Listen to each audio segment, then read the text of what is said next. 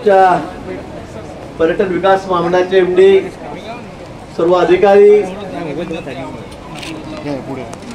सर्व पदाधिकारी, उपस्थित बंधू आणि भगिनींनो, आज ॲक्वा फेस्ट खरं म्हणजे अगदी 3 दिवसापूर्वी सूर्यवंशी साहेब आमचे, त्यांनी मला सांगितलं की आपण असं प्रयोग या ठिकाणी करू शकतो आणि मी तात्काळ त्यांना मंजुरी दिली.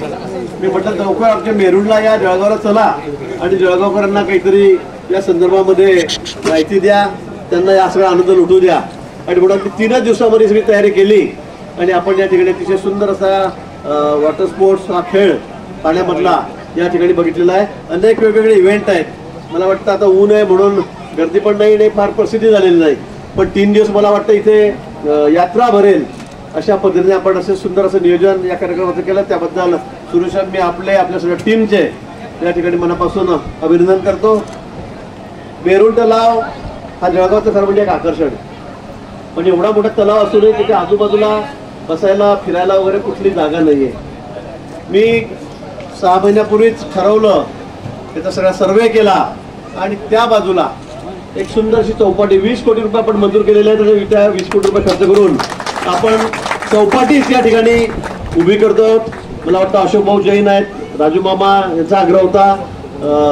या ठिकाणी त्या संदर्भामध्ये सगळं काम ठरलेलं आहे, कॉन्ट्रॅक्टर ठरलेला आहे. लवकरच त्या कामाला सुरुवात होईल आणि जळगावकरांना फिरण्यासाठी अतिशय आपली हक्काची जागा त्या ठिकाणी आता तयार होणार आहे. पण आज हा खेळ बघितल्यानंतर या ठिकाणी मला असं वाटलं की खरंच एवढं मोठं पाणी आपल्याकडे आहे, तलाव आपल्याकडे आहे आणि सगळं उपलब्ध असताना या ठिकाणी आपण का कायमस्वरूपी अशी व्यवस्था करू नये. आणि म्हणून मी आज ठरवलं, अधिकाऱ्यांना सांगितलं, मुंबईला तात्काळच्या सेक्रेटरीना फोन केला आहे की 15 ते 20 कोटी रुपये आपण इथे जेवढे इव्हेंट आहेत ते जर आपण बघितले तर 10, 12, 15 कोटी रुपयामध्ये ते सगळे इव्हेंट आहेत. जेटीला 4 कोटी रुपये लागतील आणि बाकी 10 कोटी रुपयामध्ये सगळ्या जेवढ्या या ठिकाणी छोट्या मोठ्या बोट आहेत, स्पीड बोट आहेत त्या ठिकाणी येऊ शकतात. आणि म्हणून मी सांगितलं की 15 कोटी रुपये आजच्या आज या ठिकाणी मंजूर करा. ते मी मंजूर केलेलं आहे. हे खातं माझ्याकडेच आहे, पर्यटन खातं, आणि त्यातून आता आपण कायमस्वरूपी जळगावकरांना आता ही व्यवस्था तयार करून देणार आहोत. लागेल 2-3 महिने लागतील, अजून 2-3 महिने लागतील. पण मला असं वाटतं की या 8 दिवसामध्ये टेंडर प्रोसेस आपण संपवून टाकू, काम कोणाला तरी देऊन टाकू आणि महिनाभरामध्ये 1.5 महिन्यामध्ये या ठिकाणी आपल्याला हा खेळ या ठिकाणी सुरू दिसेल. मला वाटतं जळगावकरांसाठी एक आनंदाची बातमी या ठिकाणी आहे असं म्हणायला या ठिकाणी हरकत नाही. आणि म्हणून पर्यटनाच्या माध्यमातून मी आधी सांगितलं की पर्यटन हे खरं म्हणजे रोजगार देणारं एक साधन आहे. आर्थिक उन्नती त्याबरोबर होतेच, पण त्याबरोबरच एक मोठा रोजगार. आता आपण या ठिकाणी बघितलं असेल तर इथे म्हणजे 50 जणांना रोजगार मिळतो. यातून या खेळामधून 50 जणांना कायमस्वरूपी रोजगार त्या ठिकाणी मिळतो. मग यातून अजून येणारे असतात, पार्किंगची व्यवस्था होते, तिथे पार्किंगवाल्याचं काहीतरी चालतं, हॉटेल आहेत, रेस्टॉरंट आहेत, चढणेवाला आहे, फुटणेवाला आहे, अशी जर संख्या केली तर मग ती शेकड्यामध्ये. आणि म्हणून मला वाटतं की हे पर्यटन हा उद्योग म्हणून आपण बघितला पाहिजे. रोजगाराचं साधन देणारा हा माध्यम आहे असं आपण त्या ठिकाणी बघितलं पाहिजे. आणि म्हणून आता आम्ही खूप चालना, मला 1च वर्ष झालं या खात्यामध्ये घेऊन, पण 2-3 दिवसामध्ये सिंधुदुर्गला आम्ही हॉटेल ताज 5 स्टार हॉटेल आहेत, 120 एकरमध्ये आम्ही त्याची सुरुवात करतो आहोत. त्याचबरोबर सिंधुदुर्गमध्ये स्कुबा डायव्हिंग त्या ठिकाणी नेव्हीकडून एक मोठी त्याची शिप आम्ही त्या ठिकाणी घेतलेला आहे.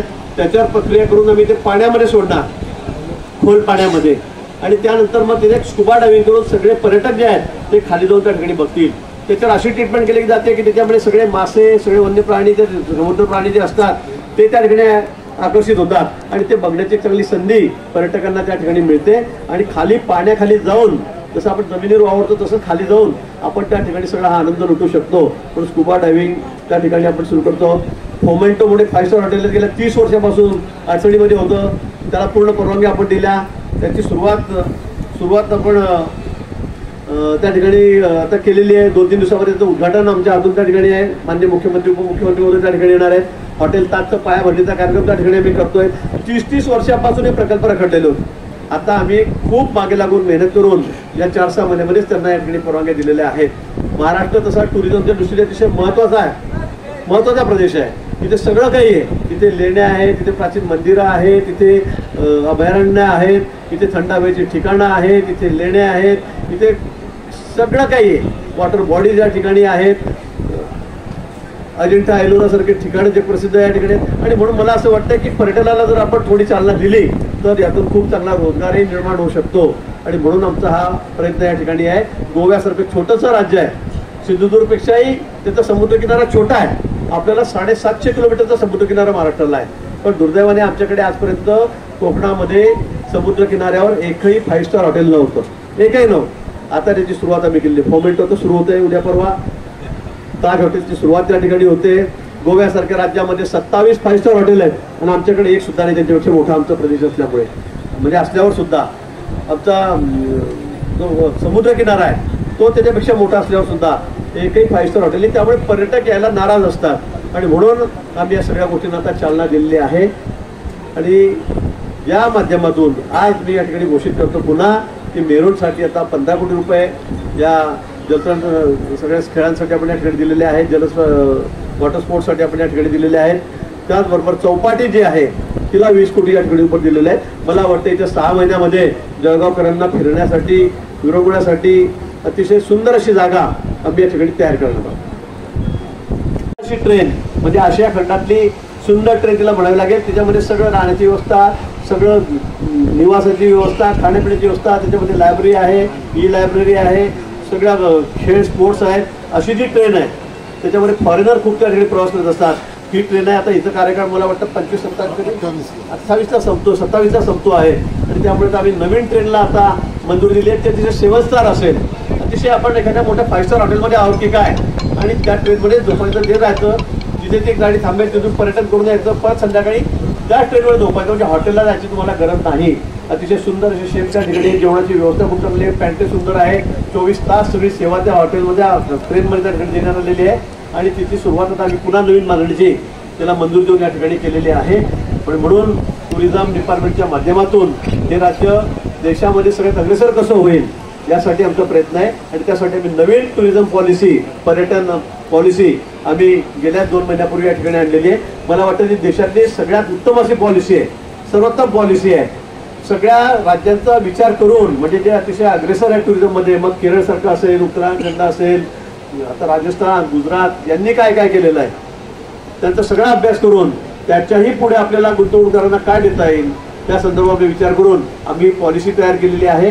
आणि या पॉलिसीच्यामुळे आज अनेक उद्योजक, अनेक गुंतवणूकदार आमच्याकडे आता विचारायला आलेले आहेत की आम्हाला हॉटेल सुरू करायचे, आम्हाला 5 स्टार हॉटेल सुरू करायचे, आम्हाला रिसॉर्ट या ठिकाणी घ्यायचं आहे. आमच्या ज्या प्रायव्हेट प्रॉपर्टी होत्या त्या आम्ही आता विकसकांना विकास करण्यासाठी त्या ठिकाणी देतो, डेव्हलप करण्यासाठी देतो. आणि म्हणून मला असं वाटतं की या निमित्ताने अतिशय एक चांगली चालना या पर्यटन खात्याला मिळेल. आई या योजनेच्या माध्यमातून आम्ही महिलांचं सबलीकरण, त्यांना स्वतःच्या पायावर उभं करण्यासाठी अतिशय एक चांगला निर्णय शासनाने या ठिकाणी घेतलेला आहे. आणि त्यातून महिलांना कर्ज द्यायचं, त्यांनीच ठिकठिकाणी अशा पर्यटन स्थळी आपले छोटे मोठे घरं बांधायचे, छोटे मोठे रेस्टॉरंट सारखे त्या ठिकाणी घरं बांधायचे आणि पर्यटकांना त्या ठिकाणी निवाऱ्यासाठी, जेवणासाठी व्यवस्था करायची. त्याची नोंद आमच्याकडे या ठिकाणी राहील. पर्यटकांना आम्ही त्या ठिकाणी सुचवतो की तुम्ही इथे जा. अशा दृष्टीने महिलांना सुद्धा एक चांगला पर्यटनामध्ये त्यांचा सहभाग त्या दृष्टीने नोंदवता येणार आहे. कारण अशा अनेक योजना आहेत. पंतप्रधान मोदींची तर खूप स्वप्न आहे की हा देश पर्यटन दृष्टीने हा अग्रेसर असला पाहिजे, पुढे असला पाहिजे. जगामध्ये अनेक देश असे आहेत की ते फक्त पर्यटनावर चालतात. त्यांची सगळी आर्थिक जी घडी आहे ती पर्यटनावर अवलंबून आहे.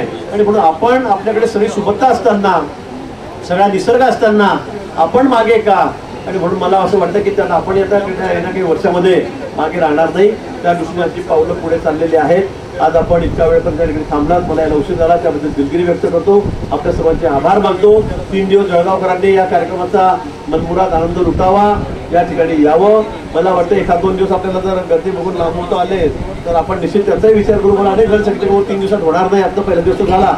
तर मला वाटतं आपण 5 दिवस, अजून 2 दिवस वाढून घेऊ. गर्दी प्रतिसाद बघून त्या ठिकाणी आपण 2 दिवस वाढून घेऊ. परंतु कायमस्वरूपी आपल्याला ही व्यवस्था मेरूनमध्ये या ठिकाणी करायची आहे. ते पुन्हा मी या ठिकाणी घोषित करतो आणि थांबतो. धन्यवाद. जय हिंद, जय महाराष्ट्र.